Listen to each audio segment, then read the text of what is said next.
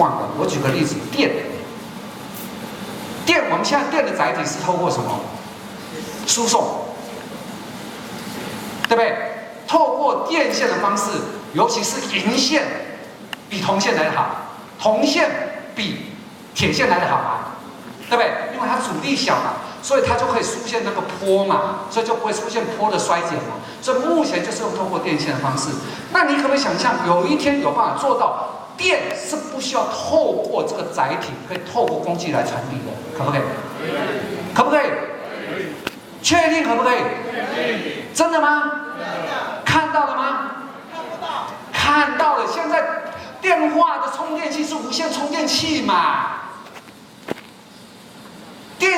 电话的充电器，无线充电器已经出来了呢，你们知道吗？也就充电，未来不需要直接接的，它就放在那边，它有一个发射台，透过无线的方式来传的嘛，波长透过空气的方式来传递的嘛，所以所有的东西的产生都是透过波的方式在传嘛，所以波本身就是能量嘛，有玩过跳绳，所以就是一个能量传递嘛，了解吗？不同的事物有不同的波，读出来的波长不一样，意思就不一样。人体的传递就是透过波长在传递。我们每一个细胞就是分子构成的，每一个分子里面有量子，不稳定的，所以它要形成了一个波。所以我们身体的每一个细胞、每一个器官，它不是一个独立个体，它是一个像一个国家、一个社会里面，它有共同语言，不同的人有不同的表达方式，了解吗？我举个例子，声波有没有听过？我今天话会听，我讲出来你会听得到，是因为什么关系？波嘛，这叫共振波嘛。但是飞机之所以会起飞，也是靠波嘛。但是飞机的起飞一定不能跟空气产生共振嘛。如果跟空气，飞机的力量如果跟空气产生同样共振的话，它会摔飞机嘛，因为它会随着空气共振的嘛。空气怎么波长怎么飞，飞机就怎么飞，就会空难嘛。所以飞机的应用是用反共振波的原理在做的嘛。我再举个例子来，你们现在有没有看过那个喇叭是直接贴上去的？要吧？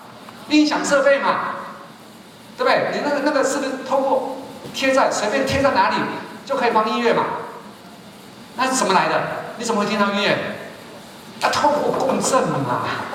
对不对？说是也是一个共振嘛，了解吗？所以所有东西的产生都是透过共振、透过波来形成的。同样的，在生物体里面也是透过波，我们身体也是透过波。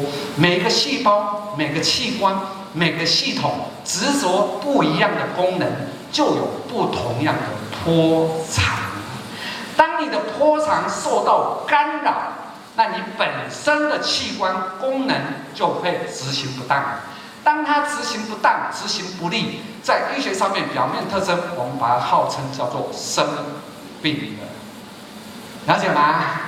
所以整个医学可以透过很多不同样的学去看人体器官。我可以透过所谓内分泌系学去解释所有的身体，我也可以透过免疫学去解释所有身体疾病，可不可以？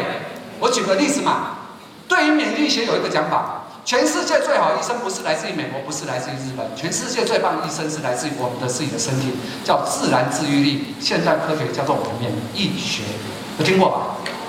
所以呢，科学家证实99%以上的疾病跟免疫系统失调有关，除了意外死亡跟先天性遗传，对不对？所以矫正你的免疫系统，是不是就可以矫正疾病？对不对？所以呢，免疫学又搭配了一个叫做分子矫正医学。透过细胞的矫正，细胞有生命周期，透过它的生成死亡以后，让它吃好用对以后，细胞长出来正常，所以功能是正常的。那我们可不可以透过量子物理学、量子医学，去透过这个分子细胞的波长矫正，达到同样功能？可不可以？可以啊。所以我们的脑部这一个科目，这堂课，找脑神经的医生来讲是最好的。找那种神经病的医生来讲最好，因为只有他们懂那种频率，你知道吗？对不对？所以我们两个人有缘，就是我们那个波长是对的嘛，了解吗？波长不对的时候，就我们所谓的缘嘛。那也是透过波长频率的接收，接收不到你要的东西。你常讲的东西，我都认为是坏话，我就生气嘛，因为频不对嘛。所以同样的，我们可以透过物理学、透过量子、透过波长的传递去做我们身体的细胞矫正，懂吗？内分泌有内分泌的波长，免疫系统有免疫系统波长，新陈代谢有新陈代谢的波长。所有生产的波长就会传递到你的大脑，你的大脑会侦测你身体出什么问题，所以呢，它就是传递指令，透过波长的方式告诉你的免疫系统该怎么做，告诉你的肠胃系统该怎么做，告诉你的内分泌系统该怎么做。就身体的技能透过神经传导。那波长的传导最棒的传导，空气跟水。空气的阻力是最小，波能不会衰退，水的阻力还比较大。但是水一定比木头好，了解吗？所以你透过波长的传递，你需不需要需要一个载体来传递波长？在我们人体里面要透过什么东西来传？所以你知道为什么用巴蒂斯要多喝水吗？因为水就是一个传递波长的方式。有没有听过水波？有没有听过海波？我们叫海浪，对不对？海波，海波再大一点叫什么？那叫海啸呀！啊，是不是一种力量？我当然是一个力量啊！海啸的时候可以摧毁整个国家，这个自然的力量，那个都是因为波的力量撞击。所以你说水的力量大不大？很大，那就是一个能量的表现呐、啊。但是透过波本来就是一个位能的概念，了解吗？这是从科学角度让你去了解这很抽象的东西。所以呢，今天新福公司很厉害的地方，我告诉你，透过波长来处理人体。我们是不是唯一？是吗？是。量子学透过波长矫正、量子矫正，我们是第一家吗？是。我告诉你，不是第一家，早科学家都已经在研究了。现在问题出在哪里？问题出在是你波要不要储存？你要用科学材料的方式找到一个最稳定可以储藏波的方法。因为为什么任何东西的制作，除了这3个效果的要求，安全、快速、有效，它必须要做到一样东西要好，它必须要做到定性、定量、定时处理啊，这个东西才叫稳啊，了解吗？所以很多现在波长的储存，你没有办法做到所谓的定性、定量、定时。所以科学家必须要先研究出不同样的细胞跟不同样器官、不同系统的波长是多少，好不好做？不好做啊！你以为全部的公司都知道身体波长多少？你必须要透过有这个能力，要有这种科学，要有这种技术，才能了解全身上下的波长啊！所以呢，老实讲，当你这种概念有的时候，我们可不可以发展出我们的Body Sync是针对免疫系统的？可不可能？我们可能透过Body Sync发展一个产品叫抗老，变成老妖怪、老妖精，可不可能？可以啊！你只要有办法去找到这个波长，能够有办法量化，有办法数据化，可以模拟的出来，就可以做到了嘛。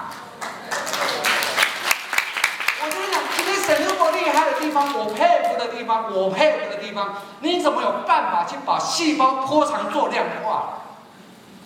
厉害啊！你能量化大概量化1种2种吧，你要有办法量化到那么多种的话，那真的很难的啦。所以我是不是要去做一个定性？你定性，你才知道你要什么东西嘛，对不对？好，那我是不是要去做一个定时释放，效果才会延续嘛，才会产生效果好？那我们的Body Sync，我告诉你好不好？你有没有你用过我们那个Body Sync？你有没有发现它材质是什么？